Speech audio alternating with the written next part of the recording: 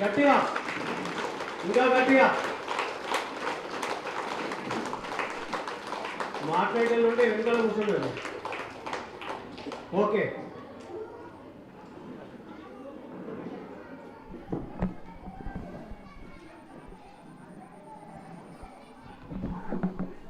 ఇప్పుడు చింతపండు గురించి ఏం చెప్పారు? తినమన్నారా వద్దన్నారా?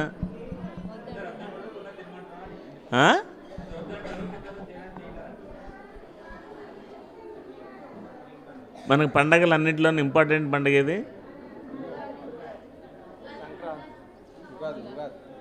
ఉగాది, సంక్రాంతి. సంక్రాంతి వచ్చిందనుకోండి, పొంగల్ రోజున ఏమి వండుతారు? పొంగల్ వండుతారు. సంక్రాంతి రోజున ఏమి వండుతారు? మళ్ళీ అదే చెప్తారు.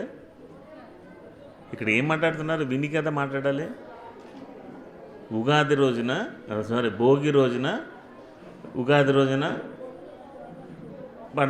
పండగలు ఉన్న పండుగలు చేసుకుంటారు. సంక్రాంతిలో మొదటి రోజు ఏంటి? భోగి రోజున ఏమి వండుకుంటారు? భోగి పళ్ళు పోసుకుంటారు కాబట్టి పొంగల్ వండుతారు. సంక్రాంతి రోజున ఏమి వండుతారు? మకర సంక్రాంతి, పులిహోర, బొబ్బట్లో వండుతారు. అవునా? ఎందుకు వండుతారు? రెండు ఎప్పటి నుంచో ఇది ఉంది కదా. ఎందుకు వండుతారు తెలుసా? ఎవరన్నా బ్రాహ్మిన్స్ ఉన్నారు ఇక్కడ? బ్రాహ్మిన్స్ ఎవరు లేరు. వైశ్యాస్, క్షత్రియులు, వాళ్ళకేం తెలియదు, ఇంకా మనకేం తెలుస్తుంది? పులిహోర, బొబ్బట్లు ఎందుకు వండుతారు తెలుసా?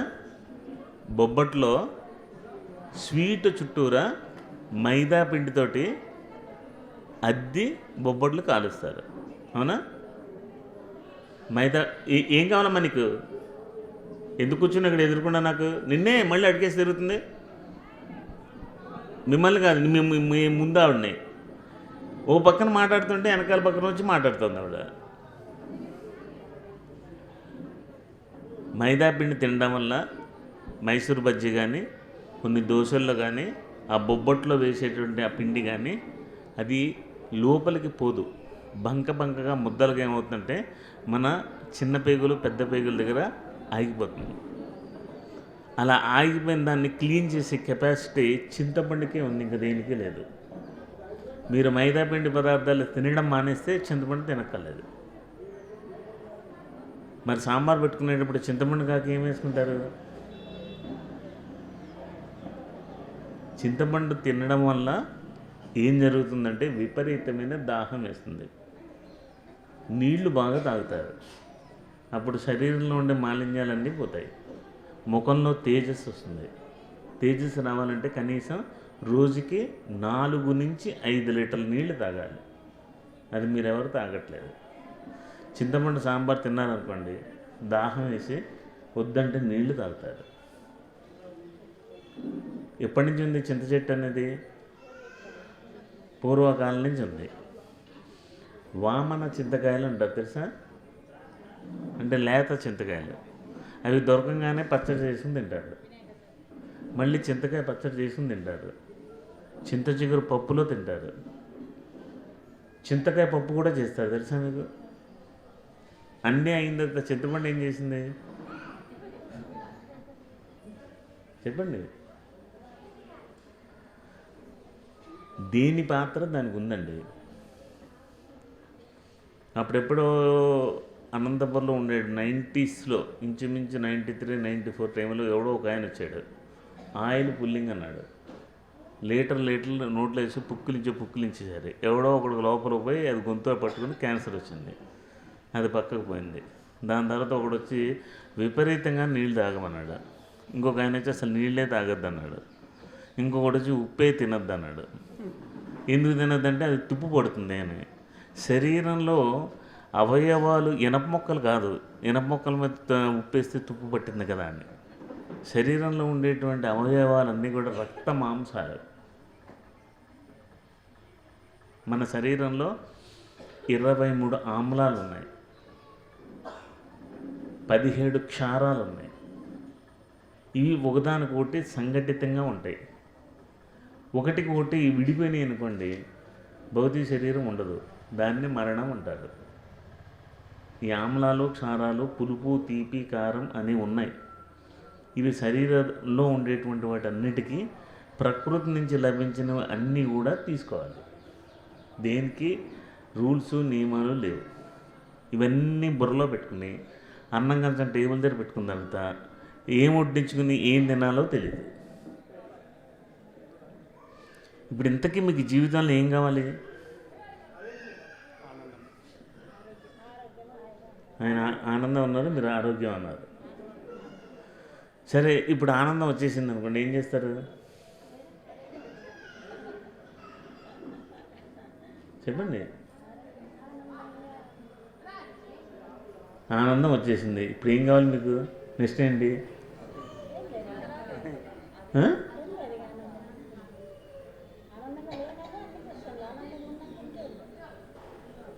మరి ఇంకెందుకు బతకడం?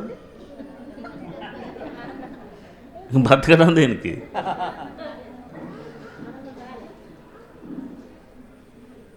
దీపక్ చోప్రా అని ఒక ఆయన ఉన్నాడు. ఆయన దగ్గరికి ఒక వ్యక్తి వెళ్ళాడు. వెళ్ళిన తర్వాత వీడు తాగుతాడు, సిగరెట్లు కాలుస్తాడు, రోగాలు ఉన్నాయి, అన్నీ ఉన్నాయి. ఇప్పుడు ఏం చేయాలరా అంటే, మీ దగ్గర నుంచి ఏదైనా నేర్చుకుని దాని ద్వారా నా వ్యసనాలన్నీ పోగొట్టుకోవాలన్నాడు. సరే, పోగొట్టేసుకున్న బాబు.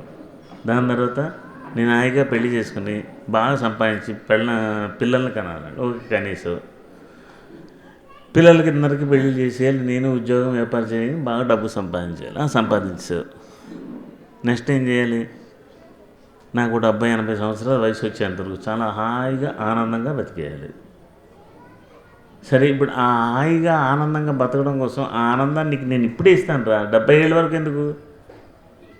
ఆనందం కావాలంటే ఏం చేయాలి అన్నదానికి ఆయన రెమెడీ చెప్పాడు.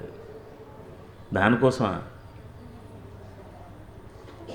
మీ ఊర్లో ఆర్టీసీ బస్ స్టాండ్ ఉందా? సో మీరు వెళ్ళాల్సిన బస్సు 10 నిమిషాలు లేటుగా అయింది అనుకోండి, మీరు వెళ్ళిపోతారా? వెళ్ళిపోరు కదా. ఆ బస్సు వచ్చి ఎంతసేపు ఉంటుంది? మీరు వెళ్ళినా వెళ్ళకపోయినా ఆ బస్సు వచ్చి 2 నిమిషాలు వెళ్ళిపోతుంది.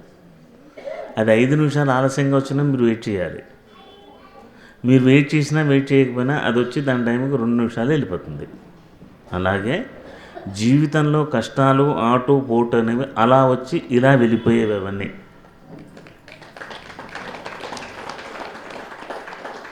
అలా వెళ్ళిపోకపోతే, ఆ సమస్య లేకపోతే ఇంకా జీవితం ఎందుకు? సమస్యలు ఎందుకు ఉన్నాయి? వాటి పరిష్కారాలు ఛేదిస్తే దాంట్లో ఉండే మర్మాన్ని తెలుసుకోవడం కోసం. ఇప్పుడు ఆ జ్ఞానమే లేదనుకోండి, ఆ సమస్య అక్కర్లేదనుకోండి, ఇంకా మీకెందుకు? సమస్య ఎందుకు వస్తుంది? ఎవరైతే దాన్ని సాధించగల సత్తా ఉందో వాళ్ళ దగ్గరికి ఆ సమస్య వస్తుంది. అంతేనా? ఆ సత్తా లేదనుకోండి, నీకు రాదు కదా. వచ్చిందనుకోండి, దాని పరిష్కారం ఏంటి, దాని వెనకాల ఏముంది, అది నీకు ఏం ఇవ్వబోతోంది అన్న విషయాన్ని తెలుసుకోవాలి.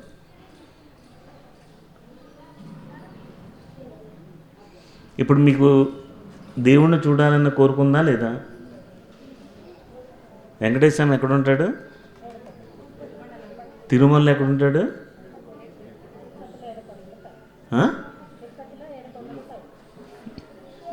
తిరుమలలో ఎక్కడుంటాడు?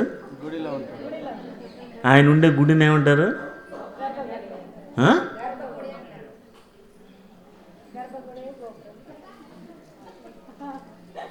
దానికి ఒక పేరు ఉంది. దాన్ని ఆనంద నిలయం అంటారు. ఓకే, ఇప్పుడు మీకు ఆనందం వచ్చిందనుకోండి, మీ దగ్గర ఉందనుకోండి, ఇప్పుడు మీరు తిరుమలకి వెళ్తారా? ఎవరైతే జీవితాల్లో ఆనందాన్ని కోరుకుంటారో వాళ్ళు దేవుణ్ణి దూరం చేసుకుంటారు. బాగా గుర్తుపెట్టుకోండి.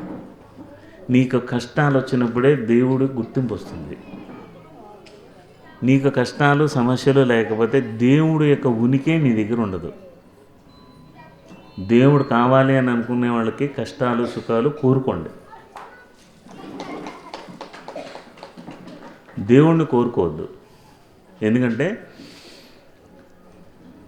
శివుడు కానీ కృష్ణుడు కానీ. వీళ్ళిద్దరూ ఏం చేస్తారు తెలుసా? మీరు వాళ్ళ దగ్గరికి శరణ కోసం వెళ్తే ఫస్ట్ వాళ్ళు చేసేది మీ దగ్గర ఉన్నదంతా లాగేస్తారు, మిమ్మల్ని జీరో చేసేస్తారు. మిమ్మల్ని జీరో చేసిన తర్వాత మీరు ఎలా ఉన్నారా అని చూస్తాడు. అనేక పరీక్షలు పెడతారు. నిగ్గరు అనుకోండి, ఎంత లాగాడో దానికి 10 ఇచ్చేస్తాడు. ఆ పరీక్షలు పెట్టేది వాళ్ళే, ఆ కష్టాలు కలిగించేది వాళ్ళే.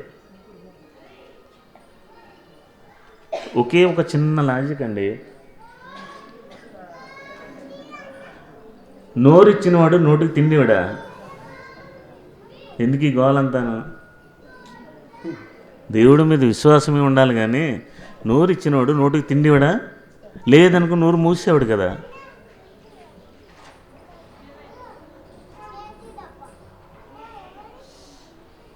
సో ఇందాక మధ్యాహ్నం మీకు చెప్పినటువంటి జీవుడే దేవుడు అనేది మీకు అర్థం కాలేదు. ఇన్నాళ్ళు మీరు జీవుడు జీవుడు జీవుడు అని బతుకుతున్నారు. కనీసం ఇవాళ నుంచైనా దేవుడుగా బతకండి. మీరు జీవుడు కాదు, జీవుడిని అనుకుంటున్నారు. ఓకే, జీవుడు నేను దేవుడు వేరు అంటున్నారు. జీవుడికి దేవుడికి ఉండేటువంటి వ్యత్యాసం సంస్కృతంలో కూడా ఇందాక ముక్కల పులుసు తిన్నారుగా, వేసుకున్నారా? అందరూ 2-3 గరిటెల ముక్కలు అన్నీ వేసుకున్నారు. వేసుకుని ఏం చేశారు? ఆ అన్నంలో ఆ పులుసు కలిపోవడానికి ముక్కలన్నీ తీసి పక్కన వేశారు. తినేటప్పుడు ఏం చేశారు? మళ్ళీ కలుపుకున్నారు. అవునా? అదే జీవుడు దేవుడు అంటే. ముందు సాంబార్ వేసుకున్నాం, ముక్కలతో సహా వేసుకుని ముక్కలు వేరు చేసాం, మళ్ళీ ముక్కలు కలుపుకున్నాం. ఇన్నాళ్ళు జీవుడని దూరంగా ఉన్నాం, ఇప్పుడు దేవుడని దగ్గరికి రండి, అంతే.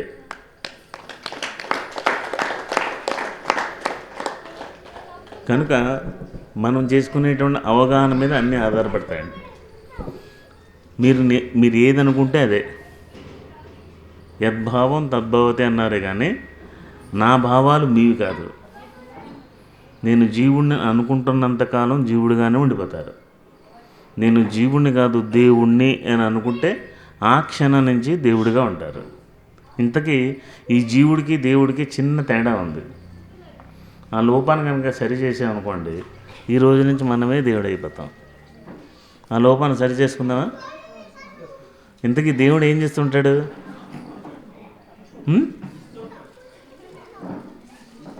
ఇస్తూ ఉంటాడు. జీవుడు ఏం చేస్తాడు? పుచ్చుకుంటూ ఉంటాడు. సో ఇప్పుడు ఇవ్వడం మొదలుపెట్టారు అనుకోండి, మీరు జీవుడా దేవుడా? సో కనుక ఇవాళ నుంచి ఎవరిని ఏం అడగండి, అందరికీ ఇస్తూ ఉండండి. మీరు ఇస్తూ ఉంటే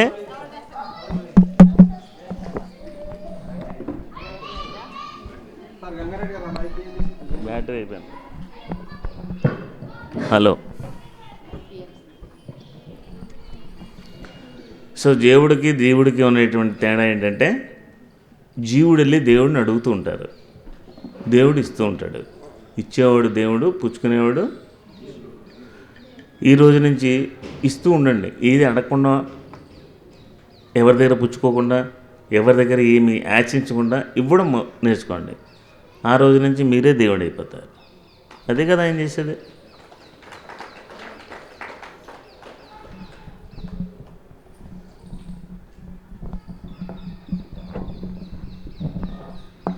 ఈ సృష్టి అంతా కూడా ఎప్పుడు ఏది జరగాలో అప్పుడు అది జరుగుతూ ఉంటుంది. దానికి మనం లీలా వినోదంగా చూస్తూ ఉండాలి. అంతేనే కానీ దేన్నో మార్చడానికి, దేన్నో చూడడానికి మనం అందులోకి లేము. మన చుట్టూ జరుగుతున్న పరిణామాలన్నీ వాటికి అవి యథాలాపంగా జరగట్లేదు, పక్కా ప్రణాళికతో జరుగుతున్నాయి. ఏది ఆ ఈశ్వర ఇచ్చలేంది ఏది జరగట్లేదు. ఓకే, మీ కష్టం వచ్చినా అయిందే, నష్టం వచ్చినా అయిందే. ఇది ఒక ఆట.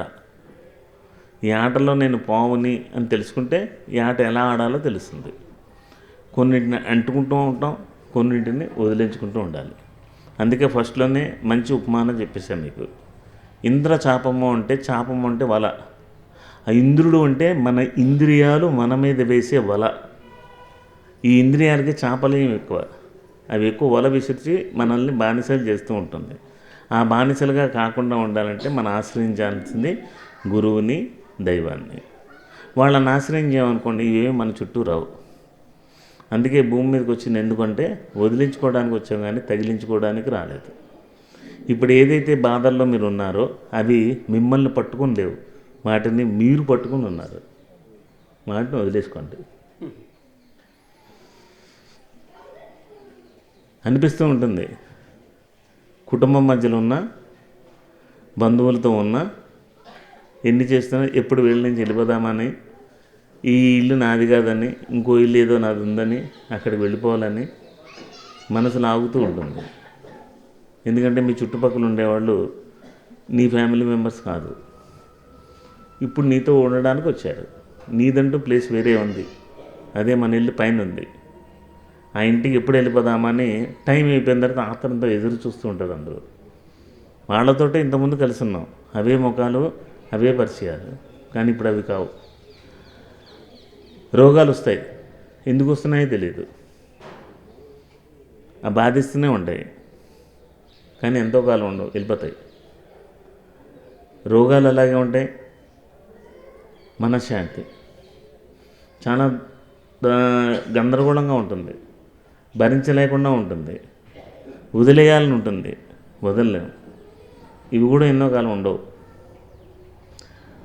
మనలో పాతది పోయి కొత్తది చేరుతూ ఉంటుంది. ఆ పాతది పోతూ ఉన్నప్పుడు ఈ బాధలే ఉంటాయి. ఆ కొత్తది రావడం అనేది తెలీదు. అలా పాతవి వెళ్ళిపోతూ ఉంటాయి. ఎప్పుడో కోరుకున్నాం నాలో మార్పు అని, అప్పుడు జరగదు అది. దాని టైం వచ్చినప్పుడు జరుగుతుంది. ఆ మార్పు జరుగుతున్నప్పుడు కొన్ని గందరగోళ పరిస్థితులు ఉంటాయి. తినలేము, తినబుద్ధి కాదు, నిద్రపోలేము, నిద్రపోబుద్ధి కాదు, కూర్చోలేము, ఎవరిని చూసినా మాట్లాడబుద్ధి కాదు. ఇదొక ట్రాన్స్ పీరియడ్ అనమాట. ఆ మార్పు జరిగి మనలోకి ఏవైతే ప్రవేశించాలో అవన్నీ ప్రవేశించి లోపల వాటికి సెటరేట్ అవ్వనంత వరకు ఈ గందరగోళం ఉంటుంది. ఆ గందరగోళంలో ఉన్న స్థానాన్ని అంతా పోగొట్టుకుని నాకు అది లేదు ఇది లేదు అని అనుకోకండి. కొత్త ఇంటికి వెళ్ళారనుకోండి, వెళ్ళిన కొత్తలో ఎలా ఉంటుంది? ఇల్లు కొత్తదే కానీ సర్దుకోలేక చిందరవందరగా పడి ఉంటాయి. అలాగే అనిపిస్తూ ఉంటుంది ఇప్పుడు లైఫ్ అంతా. మార్పును కోరుకున్నారు కాబట్టి ఆ మార్పు వచ్చింది. దేని మూలాల్లోకి ఏది వెళ్ళాలో వెళ్ళేంత వరకు ఓపిక పట్టండి. న్యూ ఎనర్జీ అండ్ ఎసెన్షియల్ అనే బుక్స్ ఉన్నాయి, ఆ రెండు చదవండి.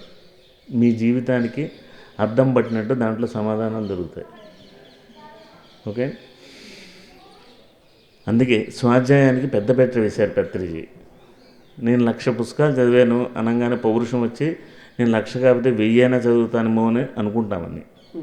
అంతేను కానీ ఆయన అన్న వెంటనే చప్పట్లు కొట్టేస్తాను కాదు. ఆయన 1,00,000 పుస్తకాలు చదివి ఎంత మేధాశక్తిని సంపాదించారో మరి అంత సంపాదించలేం.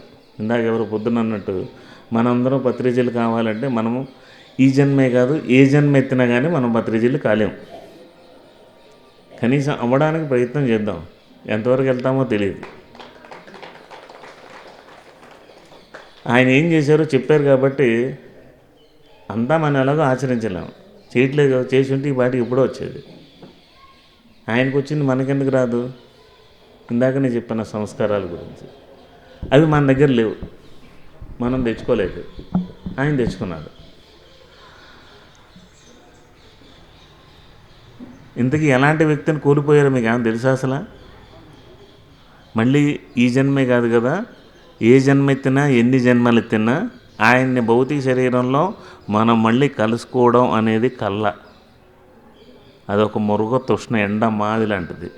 పొర్రపాటును కూడా ఆయన్ని ఆ భౌతిక శరీరంలో ఏ లోకంలో ఉన్నా మనం ఆ భౌతిక శరీరంతో మళ్ళీ వెళ్ళి కలవడం అనేది జరగదు. అదృష్టం బాగుంటే వేరే శరీరాలతో వేరే లోకాలు కలుసుకుంటామేమో, అదంతా చేసుకున్నవాడికి చేసుకున్నంత మహాదేవ. అక్కడ ఆయన మనల్ని కలవాలని అనుకోవాలి, మనం కాదు. ప్రతి ఒక్కడు అనుకుంటూనే ఉంటాడు కళ్ళు మూసుకోగానే ఆయన చేయాలని. రావడం అనేది ఆయన ఇష్టం, మన ఇష్టం కాదు. మన దగ్గర విద్వత్ ఉంటే ఆయనే వస్తారు, అది వేరే సంగతి. ఒక మంచి ఆప్తుడిని ఒక మంచి మిత్రుణ్ణి, ఒక ప్రేమ, ఒక వాత్సల్యం, కరుణ, ఆప్యాయత, దయ, దాక్షిణ్యం ఎవరి దగ్గర పొందారా మీరు? ఇంతవరకు ఎక్కడైనా చదివి చూసారా? ఇప్పుడు ఎవరి దగ్గర చూడగలరా మళ్ళీను? ఆయన లాంటి శరీరంతో మళ్ళీ మనం కలవడం అనేది అసంభవం. ఇవన్నీ తీపి గుర్తులే.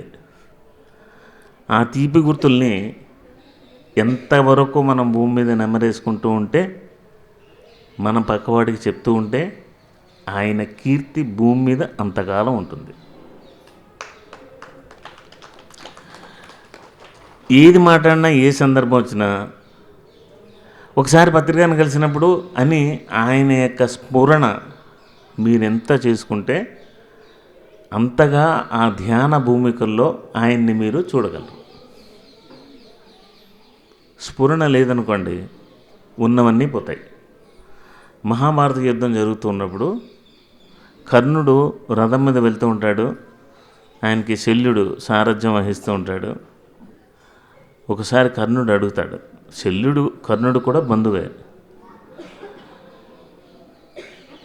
ఎదురుకుండా యుద్ధం చేసే వాళ్ళ దగ్గర ఉండే దివ్యాస్త్రాల కన్నా నా దగ్గర ఎన్నో దివ్యాస్త్రాలు ఉన్నాయి. పరశురాముడి దగ్గర విలువిద్య నేర్చుకున్నాడు ఆయన.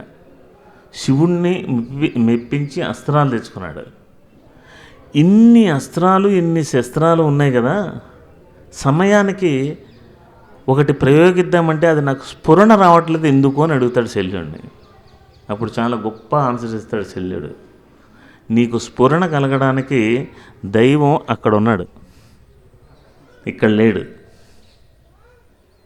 దైవం అక్కడ రథసారథిగా ఉన్నాడు కనుక వాడు గుర్తులేనివి కూడా గుర్తొస్తున్నాయి. నీ దగ్గర దైవం లేడు కాబట్టి నీకు ఉన్నా కూడా గుర్తు రావట్లేదు. అంటే ఎప్పుడు గురువు దైవాన్ని కోల్పోకూడదు. గురువు గొప్ప, దైవం గొప్ప అన్నాం అనుకోండి, గురువే గొప్ప. గురువుల జోలికి ఏ దేవుడు రాలేడు. గురువు అనుకుంటే ఏ దేవుడినైనా తెచ్చి నీ దగ్గర నిలబెట్టగలడు. అదే దేవుడు తలుచుకుంటే గురువుని తెచ్చి నిలబెట్టలేడు. అది గురువు గొప్పదనం.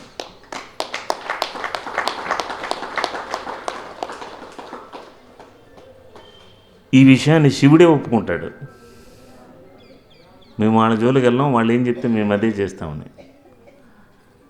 కనుక ఆ గురువు మనలో ప్రతిష్ఠితం కావాలి, మనలో ఉంచుకోవాలి. మరి ఇన్నాళ్ళు ఆయనతో ఉండి సహచరం చేసుకుని వెళ్ళిపోయాడులే అని చెప్పేసి వదిలేయకూడదు. ఇప్పుడు ఆ గురువు యొక్క ఇష్టాలేంటి, ఒక 10, 15 రాసుకోండి. అవి రాసుకుని రోజువారీ మీ జీవితంలో అవి మీలో నింపుకోండి. అప్పుడు ఆయన మీ దగ్గరే ఉంటాడు, మీవన్నింటే ఉంటారు. ఆయనకి నిద్రపోయి లేచిన తర్వాత ఏవైనా మంచి ఆధ్యాత్మిక విషయాలు మాట్లాడడం అలవాటు, వినడం అలవాటు. పొద్దున్న లేచిన తర్వాత ఏదో ఒక టాపిక్ మాట్లాడుకోండి. మాట్లాడేటప్పుడు లోపల ఆయన ఉన్నాడు, వింటున్నారు అనుకోండి. ఏదైనా తినేటప్పుడు ఆయన లోపల ఉన్నారు అనుకోండి. ఏం పని చేసినా ఆయన యొక్క ప్రజెన్స్ని ఫీల్ అవుతూ ఉండండి. ఇంతకుమించి మనం చేయగలిగింది ఏమీ లేదు. దాని తర్వాత గురు దైవం, గురు కృప. సో ఇంతకాలం మన దగ్గరికి వచ్చి ఆయన ఏమీ మన దగ్గర నుంచి పట్టుకుపోలేదు. ఆయన దగ్గర ఉన్నదంతా మనకే ఇచ్చేసారు. కానీ ఎన్ని ఇబ్బందులు పడాలో, ఎన్ని మానవమానాలు పొందాలో అన్నీ పొందారు. నిజానికి చెప్పాలంటే ఆయన ఇంటి చుట్టూ కార్లన్నీ తిరుగుతూ, కార్లు ఆగుతున్న టైంలో చాలామంది వచ్చిన వాళ్ళు ఇక్కడ వాళ్ళు. ఆ కార్లు ఆయన ఇంటి ముందు ఆగడానికి ఆయన ఎంత కష్టపడ్డారన్న సంగతి కార్లలో వచ్చిన వాళ్ళు ఎవరికీ తెలియదు.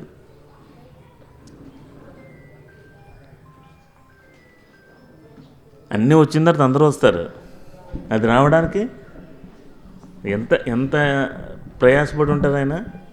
కర్నూలులో ఒంటరిగా తిరుగుతున్నప్పుడు ఒకడు కూర్చుని చెప్పడానికి వాడు చేసినటువంటివన్నీ భరించుకుంటూ కేవలం అరగంట ధ్యానం చేసి ఏదో అనుభవం చెప్పాడని వాళ్ళు ఏం చేసినా అన్నీ భరించుకుంటూ ఉన్నారు.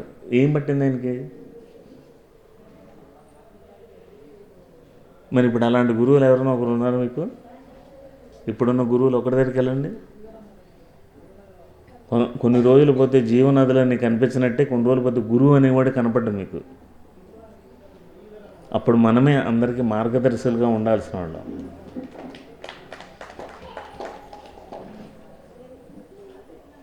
అందుకే ఆయన ఆఖరి శ్వాస వరకు కూడా, మొదలుపెట్టిన దగ్గర నుంచి వచ్చేంత వరకు కూడా ఆయన జీవితాన్ని అంతా కూడా మనకే అంకితం చేశాడు. కానీ ఆయన కోసం ఆయన ఏం చేసుకోలేదు.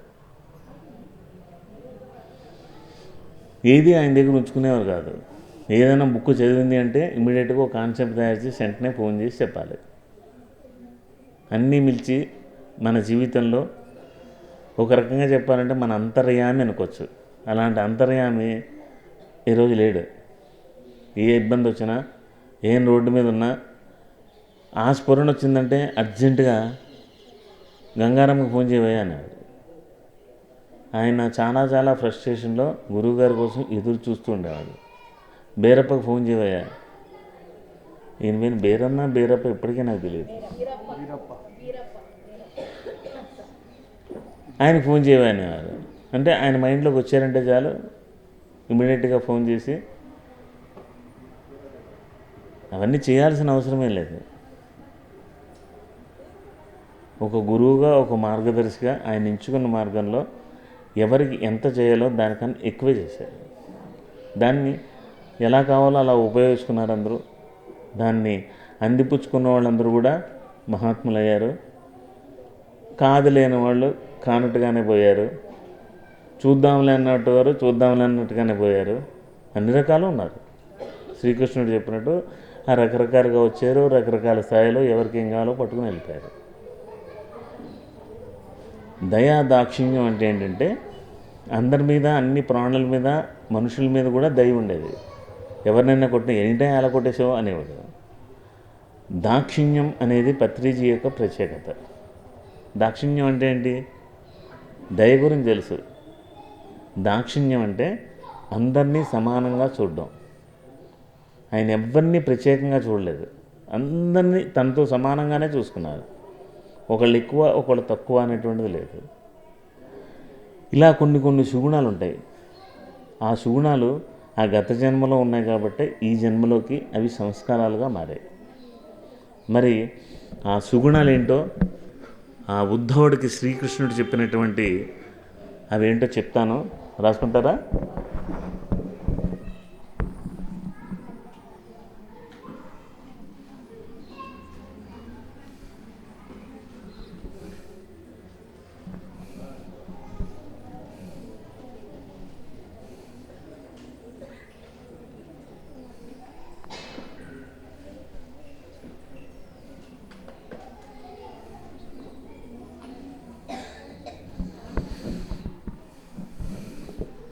పేపర్ ఉన్న వాళ్ళు పేపర్లో రాసుకోండి, మొబైల్ ఉంటే మొబైల్లో రాసుకోండి. దీని గురించి నేను ఒక్కోటి అడుగుతాను, దాని తర్వాత వివరంగా చెప్పుకుందాం. మొట్టమొదటిది ఏంటంటే సత్యం, 2 దయ,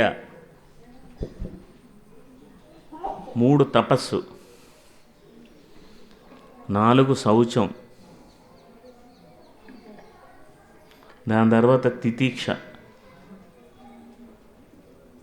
దాని తర్వాత ఉచితానుచిత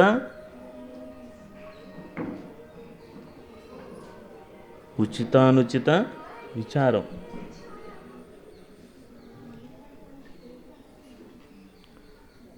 అయిందా? తర్వాత మనో నిగ్రహం, తర్వాత ఇంద్రియ సంయమనం,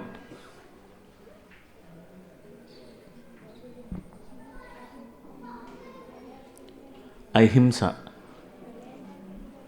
బ్రహ్మచర్యం,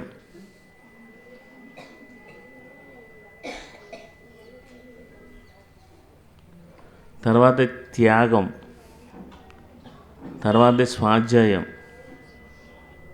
రీసౌండ్ వస్తుంది, తర్వాత సరళత్వం,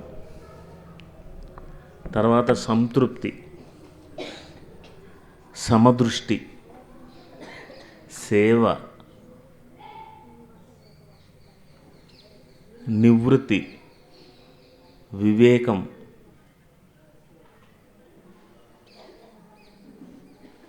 మానం, ఆత్మచింతనం, ప్రతి జీవిలోనూ ఆత్మదర్శనం, భగవంతుని నామ గుణ లీలా విశేషణం. పేరే కాదు, గుణములు లీలలు ఆయన చేసినవి. తర్వాత కీర్తనం, తర్వాత స్మరణ. రికార్డింగ్ తొందరగా అయిపోతుంది రాసుకునే వాళ్ళకి.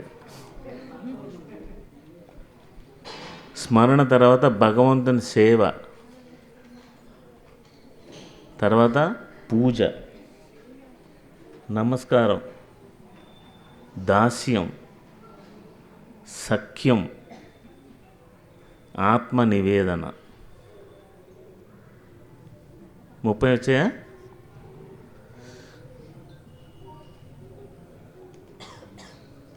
ఈ 30 సుగుణాలు ఎవరి దగ్గరైతే ఉంటాయో వాళ్ళే ధనవంతులు, వాళ్ళే భాగ్యవంతులు అని శ్రీకృష్ణుడు చెప్తూ, దరిద్రులు ఎవరు అంటే ఈ లోకంలో సంతృప్తి లేనివాడు ఎవడైతే ఉన్నాడో వాడే దరిద్రుడు.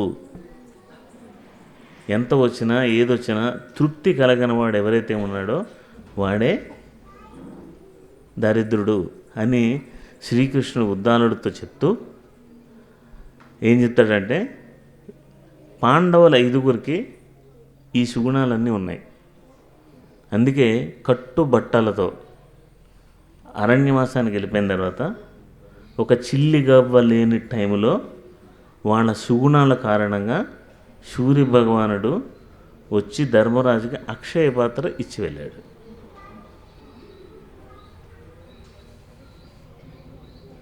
ఓకేనండి. ఇలాంటి సుగుణాలు ఉండేటువంటి మహర్షులు ఎంతోమంది ఉన్నారు.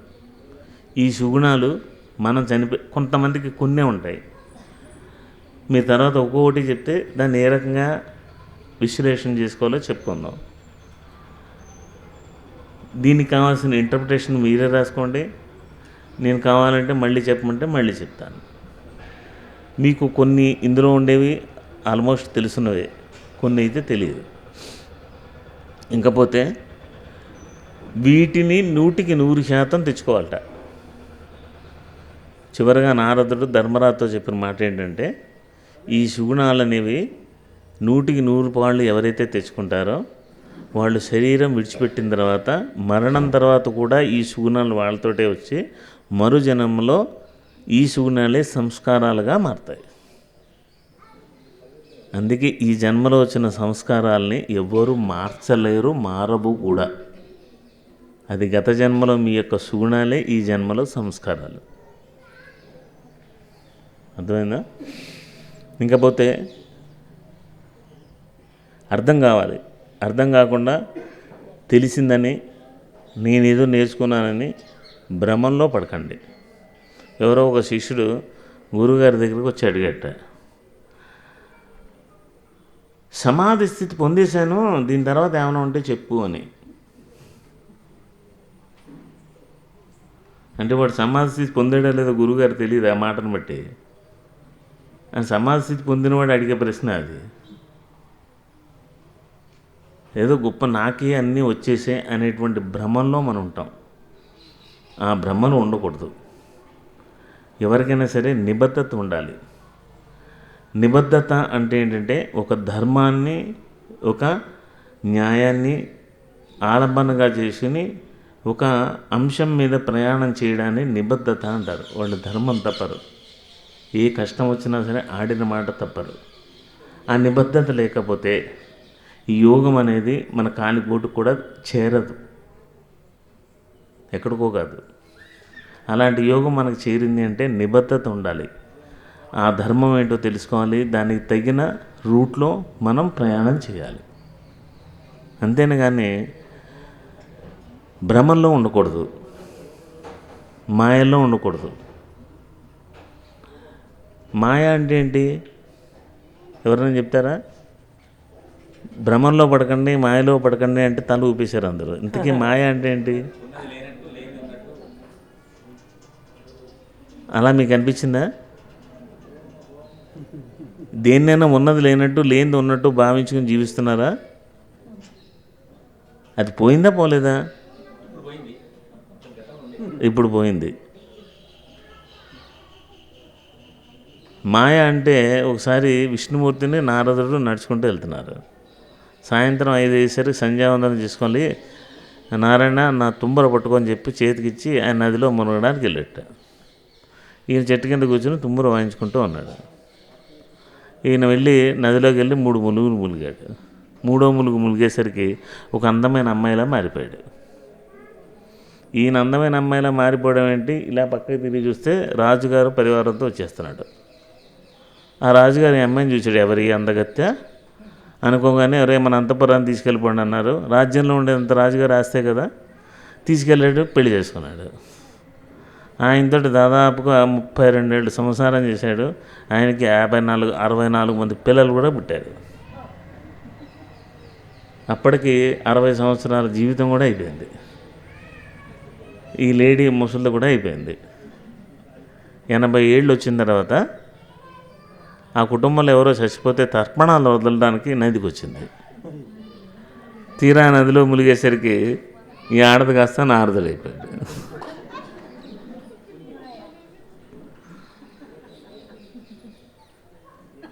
అయిపోయిన తర్వాత పక్కకు వచ్చి చూస్తే చెట్టు కింద కూర్చొని తుమ్మురు వాయించుకుంటూ ఉన్నాడు విష్ణువు. ఏమయ్యా వచ్చావు నారద అన్నాడు. ఇద్దరు నడుస్తూ ఉంటే అప్పుడు నారదుడు డౌట్ వచ్చింది. అంతకుముందు నుంచి అడుగుతున్నాడు, అసలు మాయా మాయా విష్ణుమాయ అంటే ఏంటి విష్ణుమాయ అంటే నవ్వుతూ ఉన్నాడు కానీ ఏం చెప్పలేదన్నమాట. అప్పుడు నారదుడు ఒకటి అడుగుతాడు, అది కాదండి, నేను విష్ణుమూర్తిగా దాదాపు 60,000 సంవత్సరాలు మీతో తిరుగుతున్నా, బ్రహ్మగారు మనవాడిని, నీ దగ్గరకు వచ్చాను, కైలాసం పోయిన అన్నీ తిరిగాను కదా, ఎంత ఉంది నా దగ్గర డేటా ఇది? నేను ములిగి ఆడది అయిపోయిన తర్వాత ఇవేమీ నాకు గుర్తులేవు. నేను ఆడదానిగా ములిగాను కదా, నేను నారదుడు అయిపోయాను కదా, ఇప్పుడు 60 మంది పిల్లలు, రాజ్యము, పెళ్ళాలు ఇవన్నీ గుర్తున్నాయి, ఇదేం గుర్తులేదు నాకు. ఏమిటి అంటాడు, అదే మాయ అంటాడు.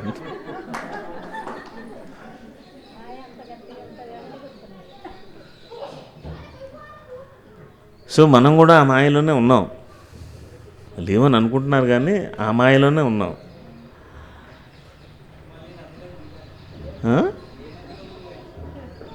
ఏ ఇల్లు ములుగుతారా?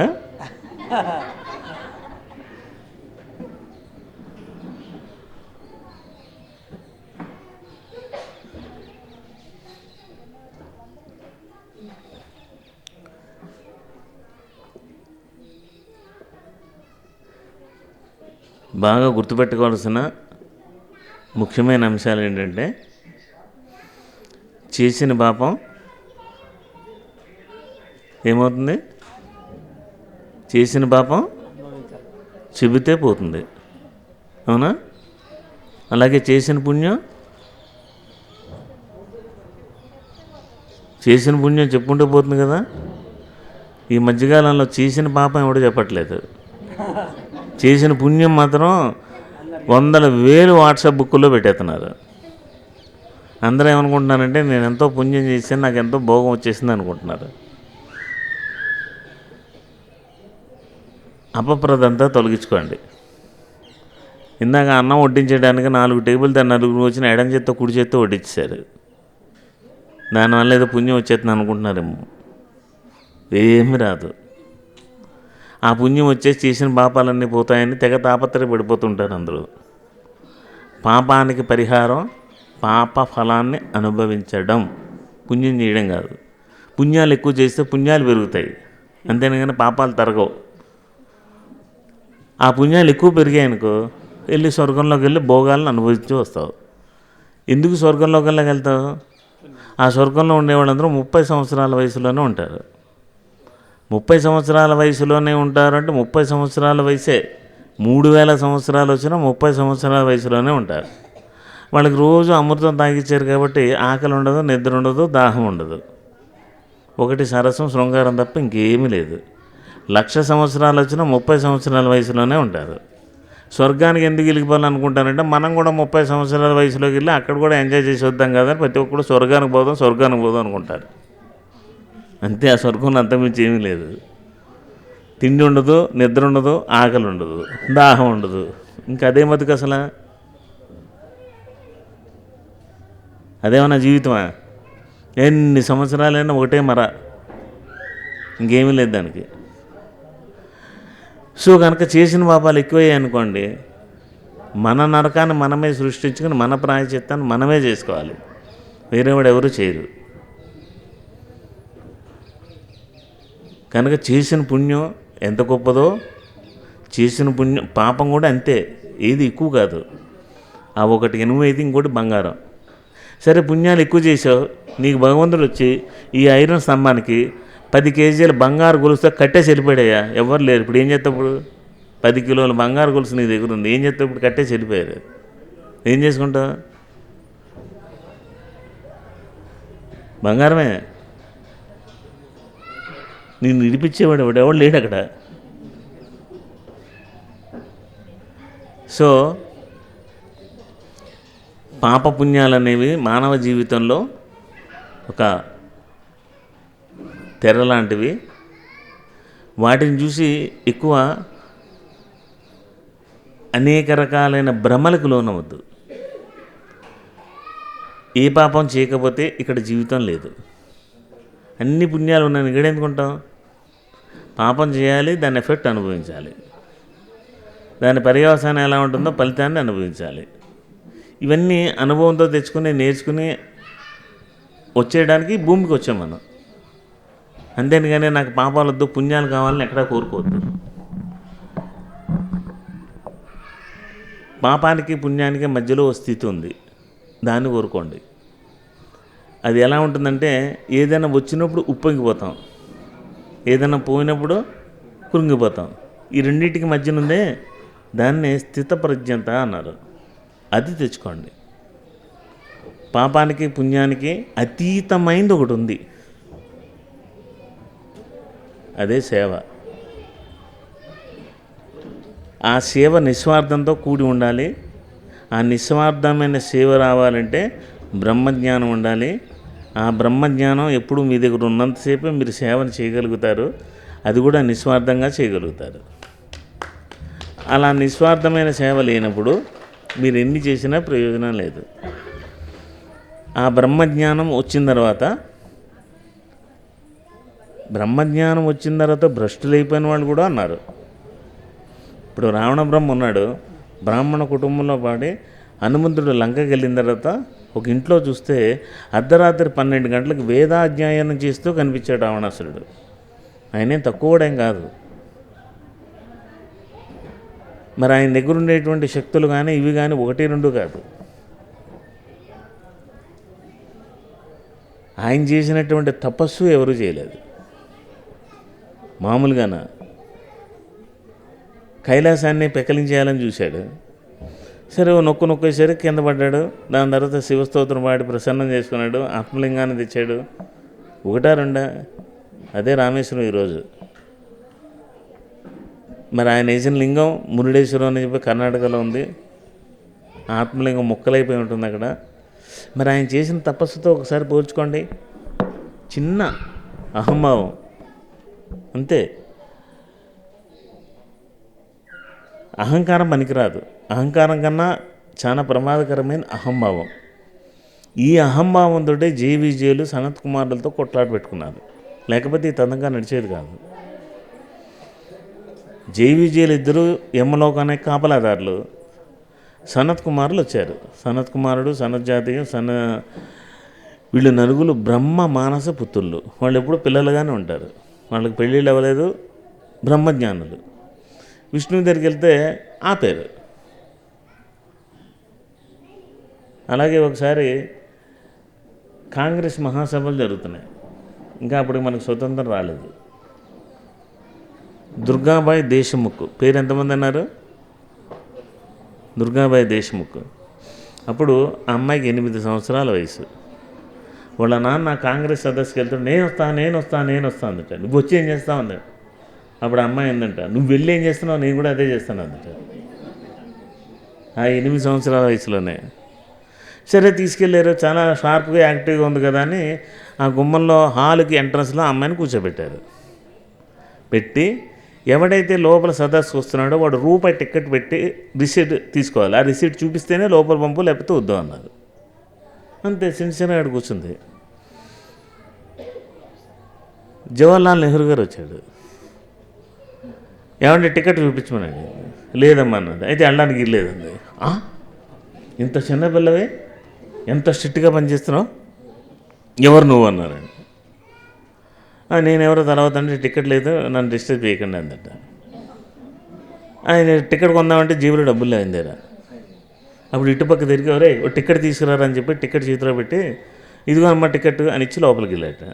వేదిక మీదకి వెళ్ళంగానే ఆ గేటు దగ్గర ఒక అమ్మాయి ఉంది, చిన్న పాప, చాలా షార్ప్గా ఉంది, ఎవరు అని అడిగారు. అప్పుడు వాళ్ళ నాన్నగారు లేచి చెప్పారంట, మా అమ్మాయి సార్ దుర్గాబాయి దేశముఖ్ అని. వచ్చి ఆమెను అభినందించి శభాష్, ఇలాగే నిజాయితీగా సిన్సియర్గా షార్ప్గా ఉండాలి అని ఆశీర్వదించాట. మరి ఆ 8 సంవత్సరాలు దుర్గాబాయి దేశముఖ్ ఎంత పైకి వెళ్ళిపోయింది. అలా ఈ జీవీజీలు కూడా చెప్పారు ఎవరో ఏమిటని. దాన్ని వినిపి నువ్వెవడైతే నాకేం లెక్క, వెళ్ళడానికి ఇరలేదు అంతే, మీకు ఎక్కడుండే ప్రవేశం లేదు, భూలోకానికి ఉండని తవ్వేశారు. లోపలికి వెళ్ళి చెప్పారు, మీరు చెప్పిన డ్యూటీ మేము చేశాం. డ్యూటీ చేయడం కాదురా, కాస్త వినయం విధేయత ఉండాలి. వచ్చినోడు ఎవడో చూసుకోవాలి కదా, చెప్పేటి వినాలి కదా, వినలేదు. దాన్ని ఏమంటారంటే అహంభావం.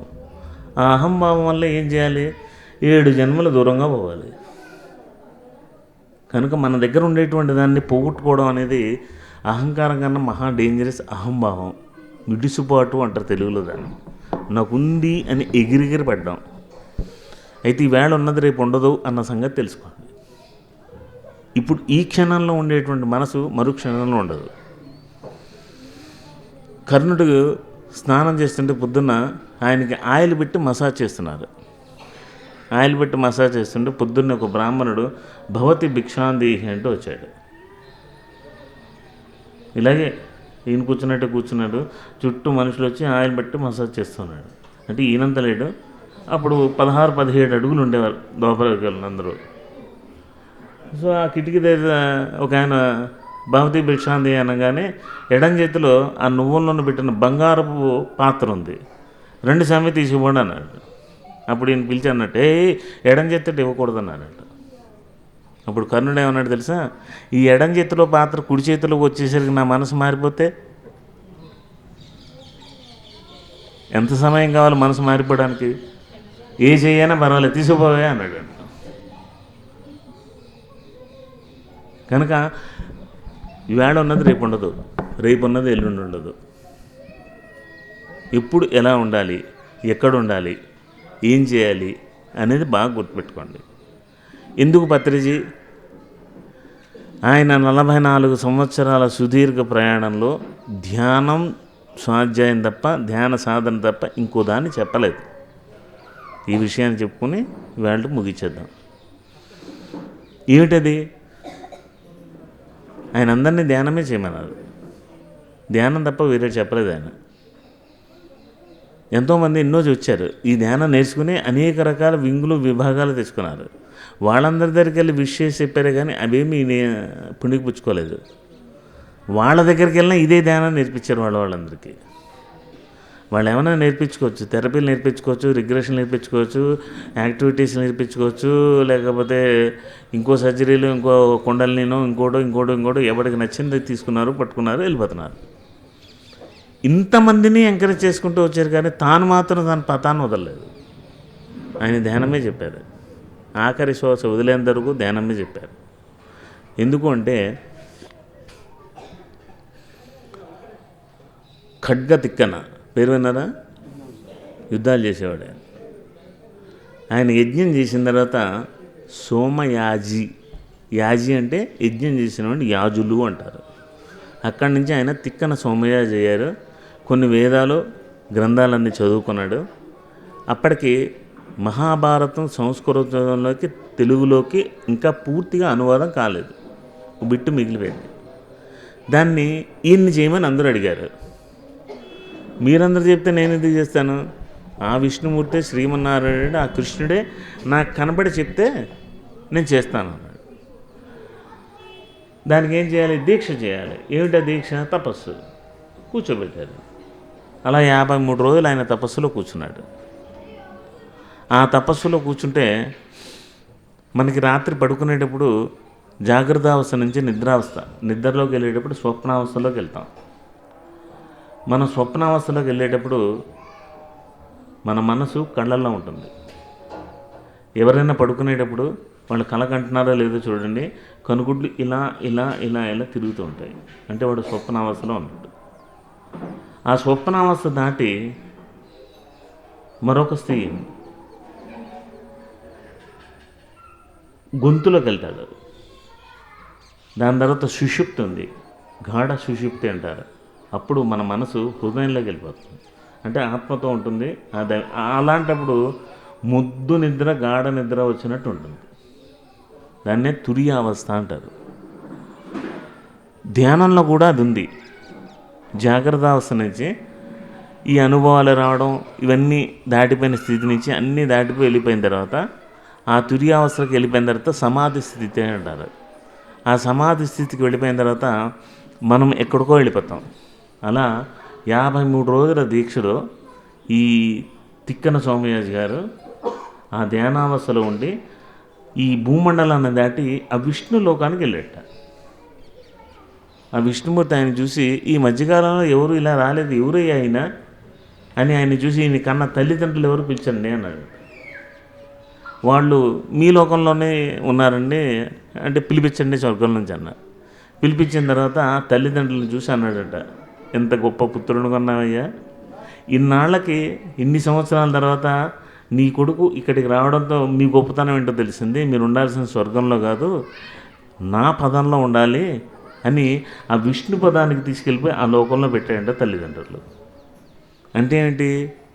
మనం ధ్యానం చేసి సమాధి స్థితికి వెళ్ళి ఆ తురియా స్థితిలో ఆ విష్ణు మండలాన్ని కనుక తాకితే మనకి జన్మనిచ్చిన తల్లిదండ్రుల్ని ఆ పరమపద సోపానంలోకి తీసుకెళ్ళడం ద్వారా మనం మోక్షాన్ని పొందుతాం.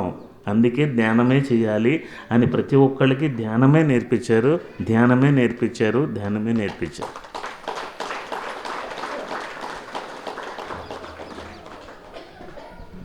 మిగతావన్నీ లేవని కాదు, ఉండొచ్చు, ఉండకపోవచ్చు, మనకు అనవసరం.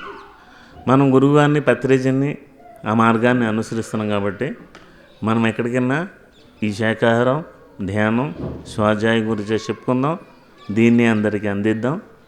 దీంతో ఈ లోకాన్ని ఎలా పునీతం చేయాలని గురువుగారు కలలు కన్నారో, నా తర్వాత మిగిలిన కర్తవ్యాన్ని నా వారసులు పూర్తి చేస్తారు అని మన మీద ఉంచిన విశ్వాసం, నమ్మకాన్ని నిలబెడదాం.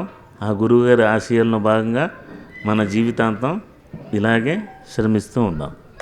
Thank you.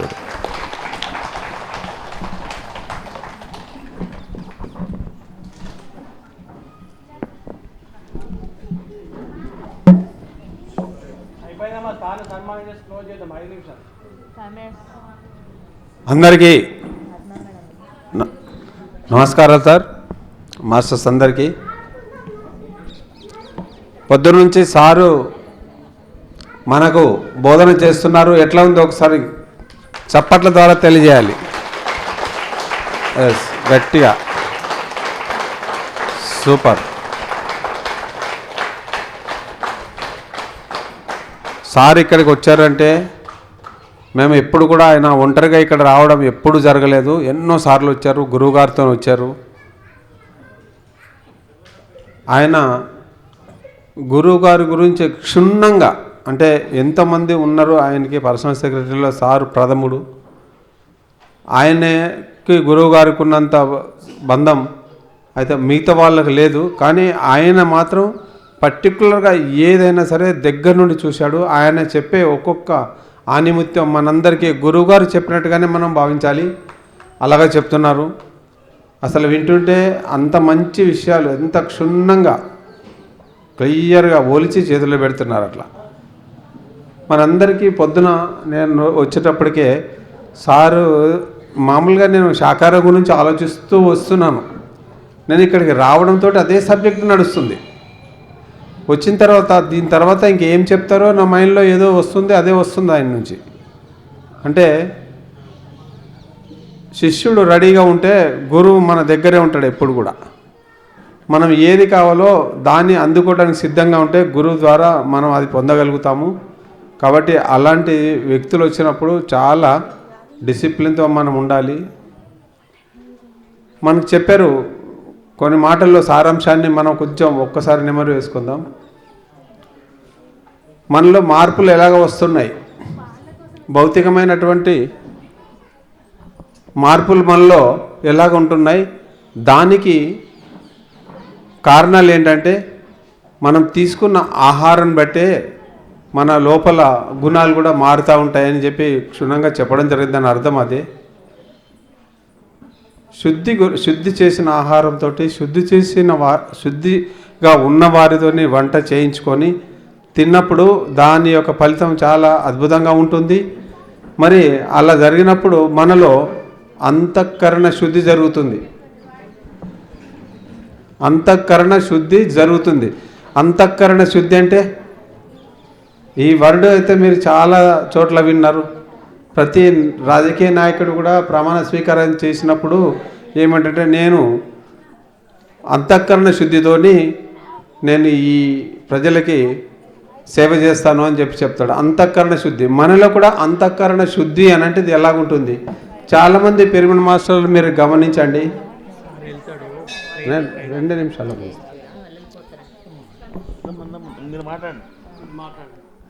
చాలామంది పిరమిడ్ మాస్టర్స్ ఏం చేస్తారంటే వాళ్ళలో అంతఃకరణ శుద్ధి ఉన్నదా లేదా అనేది చూడాలంటే చాలామంది తక్కువ మంది కనపడతారు ఈ వేదిక మీద. అలాంటి వ్యక్తుల్లో గంగారెడ్డి గారు, నీలిమ మేడము, మరి లత మేడం, వాళ్ళని చూస్తే వాళ్ళలో అంతఃకరణ శుద్ధి కనిపిస్తుంది. అంటే చాలామంది ఏం చేస్తారంటే నాకు ఒక పదవి కావాలి, ఆ పదవి ఉంటే నేను బాగా సేవ చేస్తాను, నాకు పలుకుబడి రావాలి, దీని ద్వారా వాళ్ళ ఫోటో ఉందా లేదా, వాళ్ళ పేరు ఎక్కడ వేశారా, ఇలాంటివి చాలా చూస్తుంటారు. వాళ్ళకు గొప్పతనం, వాళ్ళకి వెళ్తే స్టేజ్ మీద చప్పట్లు కొట్టించారు, అందరూ వాళ్ళని బాగా పొగిడారు. ఈ విధంగా పిరమిడ్ మాస్టర్లు చాలామందిలో ఇంకా అలాంటివి పోలేదు. నేను అనే అహంకారం అనేది వాళ్ళల్లో ఉంది. అవన్నీ ఎలాగవుతున్నాయంటే వాళ్ళ ఉన్న పరిసరాలు, వారు తీసుకున్న ఆహారం బట్టి అవి వస్తున్నాయి. కానీ ఎంత ధ్యానం చేసినా వాళ్ళల్లో మార్పు తెచ్చుకోలేకపోతున్నారు. మనకు అవసరం లేదు, ఏమీ అవసరం లేదు. ఏది కావాలనుకున్నావో అన్నీ నీకు అందుతాయి. కానీ నీలో ఎప్పుడైతే ఒక స్వార్థమైనటువంటి ఇలాంటి సంకుచిత భావాలు ఉండి మనం ఇక్కడికి వచ్చినప్పుడు మనం దీంట్లో మనం ముందుకు వెళ్ళలేము, ఎక్కువ అభివృద్ధి సాధించలేము మనం. కాబట్టి మాస్టర్స్ చెప్పే అన్ని విని మనం తూచా తప్పకుండా ఆచరిస్తూ వాటిని పాటిస్తూ మనం ముందుకెళ్ళినట్టయితే మనకు అలాంటి భావాలతో ముందుకెళ్తాము. మరి ఇలాంటి మంచి అవకాశం ఈరోజు గురువుగారి జన్మదిన సందర్భంగా వారికి మనకందరికీ ఈ యొక్క అవకాశం లభించింది. ఎప్పుడైనా గురువుగారి జన్మదినం ఫస్ట్ మనకు బోధనలో జరుపుకొని బయట అన్ని కార్యక్రమాలు చేసుకునేవారు. మరి బోధనకు ఉన్న గొప్పతనం మన అందరి యొక్క ఎంత అదృష్టవంతులం అంటే ఆయన పుట్టిన ప్లేస్లో మనం ఉండి చూస్తున్నాం. కాబట్టి మనము అందరికంటే చాలా అదృష్టవంతులం. కాబట్టి ఆయన ఆశయాలకు అనుకూలంగా మనందరిలో పత్రిజీ ఉన్నారనుకొని మనం పత్రిజీ లాగా ముందుకెళ్ళాలని కోరుతూ ఈ అవకాశం ఇచ్చినందుకు అందరికీ ధన్యవాదాలు తెలియజేస్తూ ముగిస్తున్నాను. Thank you sir. Pushpa madam రండి. వేరే అంటుంది మేడం రండి.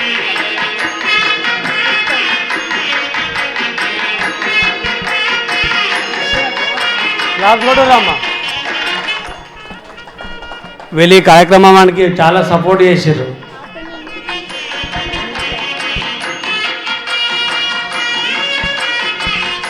బాలాజీ మేడం రండి, పైకి రండి. రండి మేడం రండి.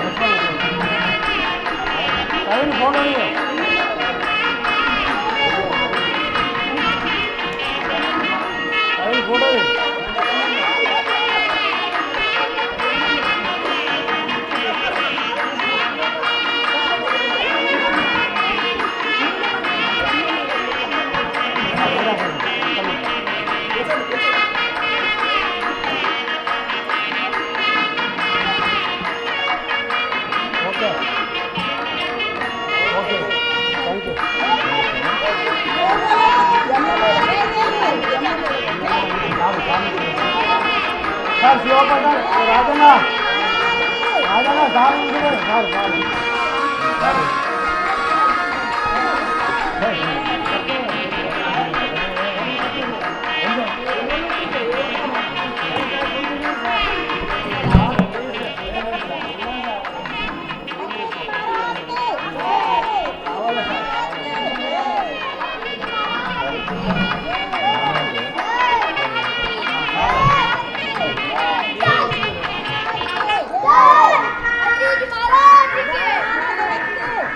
ఇప్పుడు మన ముఖ్య అతిథి జ్ఞానదాత గారి శ్రీ ప్రసాద్ గారిని కూడా మనందరము సన్మానం చేసుకుందాము. వారికి సన్మానం చేయడం మన యొక్క అదృష్టం.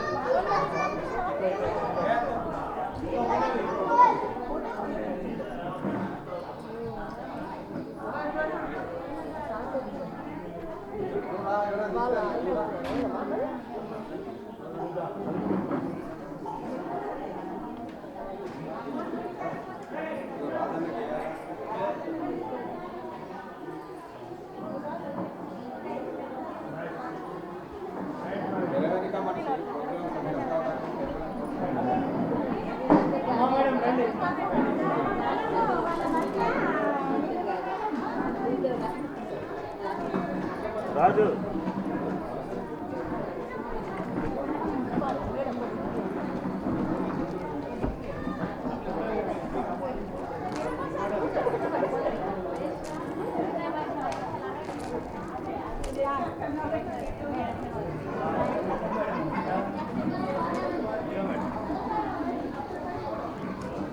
అమ్మారండి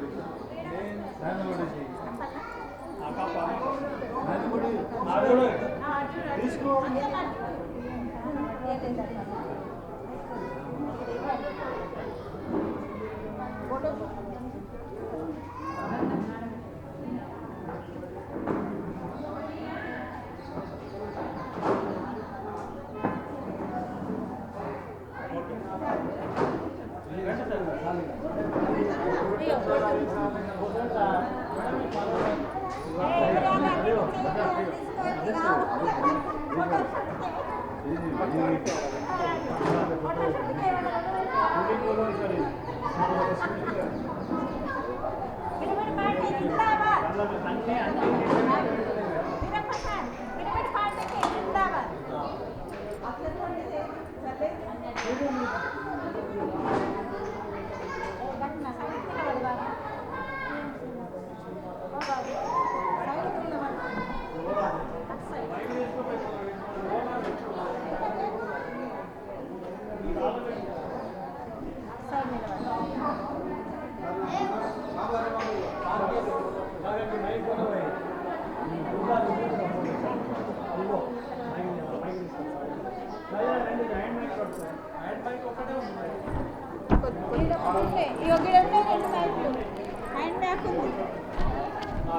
ఇగో ఫోన్ సార్ది కూడా ఇన్నే ఉన్నాయి అలా అలా చూస్తే మనకు ఉండాలి అదే వాళ్ళు సార్ మీ ఫోను గంగారెడ్డి సార్ బా నాదేనా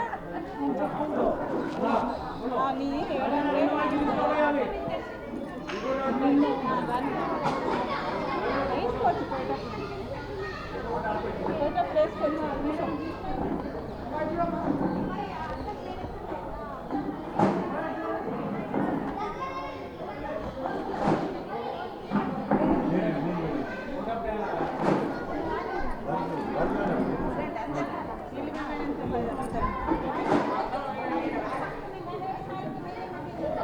బాబు ఇది రాజు సార్ తీసుకో రాజు సార్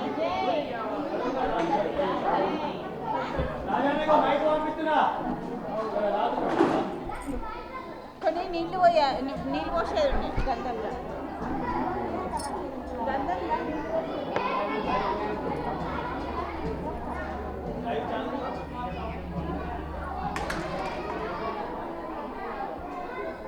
పితామా పత్రిజీకి పితామా పత్రిజీకి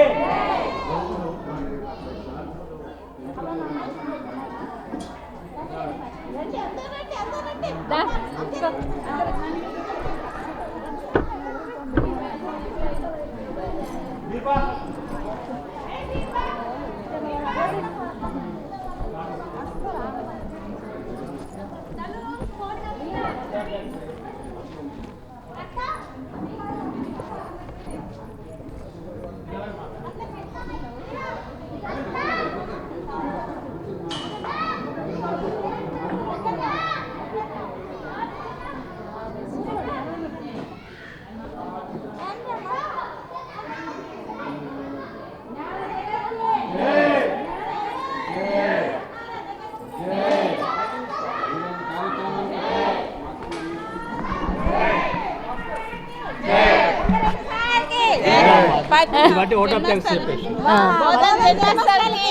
ధ్యానులందరికీ థ్యాంక్ యూ సో మచ్. ప్రతి ఒక్కరికి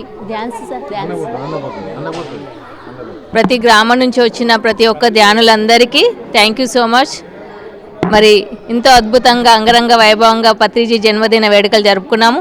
మరి శివప్రసాద్ సార్ గారు కూడా అద్భుతమైన జ్ఞానాన్ని అందించారు. ఇలాగే మనం అందరం కలిసి ఇంకా ఎక్కువ వచ్చే సంవత్సరం ఇంకా ఎక్కువ రోజులు జరుపుకుందాం. మరి ప్రతి ఒక్క గ్రామస్తుల నుంచి అందరికీ అవకాశం తీసుకుందాము. థ్యాంక్ యూ సో మచ్ ప్రతి ఒక్కరికి, ట్రస్ట్ మెంబర్స్కి, అలాగే బోధన్ వాస్తవ్యులకి, నిజామాబాద్, ఆర్మూర్, కామారెడ్డి, ఆదిలాబాద్, ఇలాగే అన్ని గ్రామాల నుంచి వచ్చిన రుద్రూరుకోట, గ్రంథాపూర్, ఇంకా అన్ని గ్రామస్తులందరికీ పేరు పేరున thank you so much. Thank you thank you thank you. పత్రిజీకి పత్రిజీకి, అహింసా జగత్కి, పిరమిడ్ జగత్కి, బోధన్కి.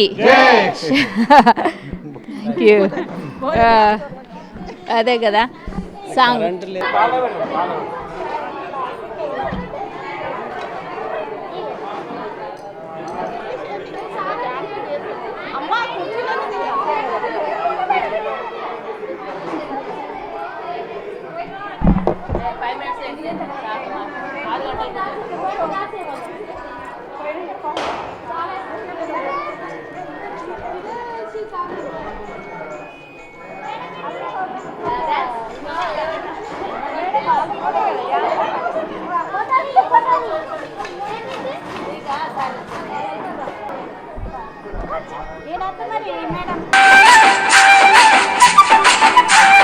జ్ఞాన సాగరంబున సాగిపోతున్నది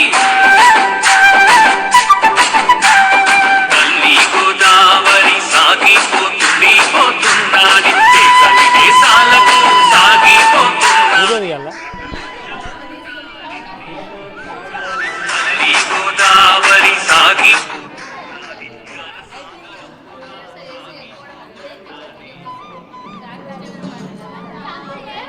మీరు చెయ్యండి.